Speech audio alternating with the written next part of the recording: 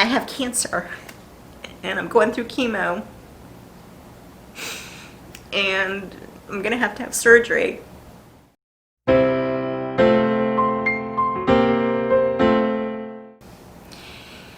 So many things you probably have never thought about is how do you tell people that you have cancer? It's something that we wrestled with. Like I said, we knew before we went on a vacation for a month to a foreign country that I probably had cancer. We found out while we were there. The problem with being in another country is that I couldn't immediately go and start taking tests and know exactly where we were at.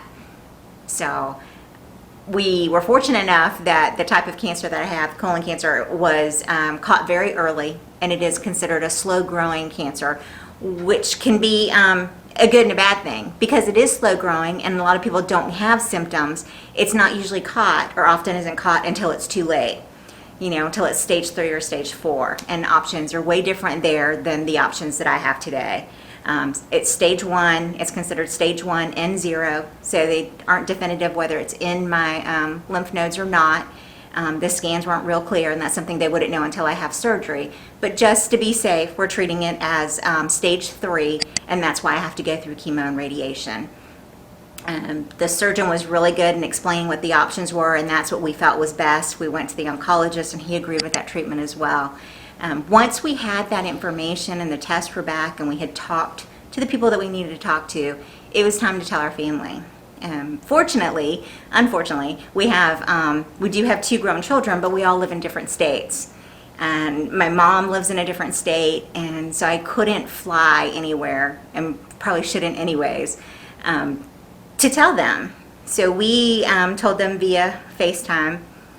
Very hard conversations, and it's one of those things that, you know, you're telling the kids, hey, are you busy, do you have a minute for a video call? And you know, we text all the time, but to actually have a video call, that doesn't happen as much as it probably should, and cause a little bit of panic, you know.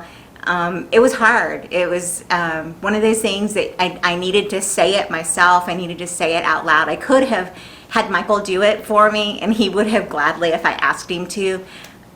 But I needed to be the one to tell them.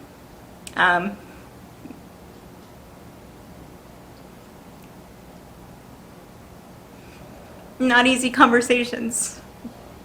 Even as you're trying to be upbeat and positive, and that you know that it's survivable, it's still just hard to tell people that you love that you're going through this.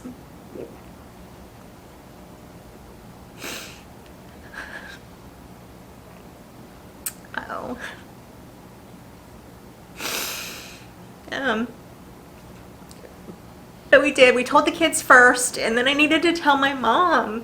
And my dad died a couple years ago, and I was so worried about having that conversation with her because I didn't want her to be alone. I was fortunate enough that my daughter just lives 2 hours away, and she drove up and was there during the conversation. And she was fine. She was so positive and so upbeat, and just, you know, said all the things that you want to hear. So then we did this the same day, and then I called my mother-in-law and told her. And it probably took me a couple of weeks before I finally started telling some of my friends. Haven't made any major announcements, even though we've made some videos and taken some pictures along the way, just to kind of track what's happening. But yeah, I mean, I have cancer, and I'm going through chemo, and I'm gonna have to have surgery. Yeah.